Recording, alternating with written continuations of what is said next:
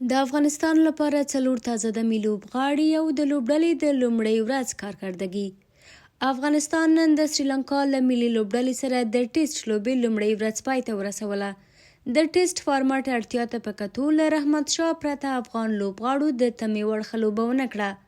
ابراهیم ځدراڼ، ناصر جمال او سلیم ساپی پرته له منډو جوړولو او په 0 آوټ شول.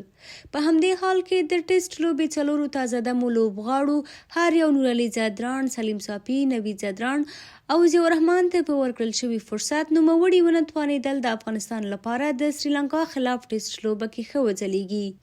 د نننۍ لوبې په دویمه پاڼۍ کې سریلانکا د ورځې تر پایه پرته له کوم زیان 80 منډې جوړې کړې او افغانستان هم په توپ اچونه کې پرته له کومې لاسته راوړنې لومړۍ ورځ پای ته ورسوله.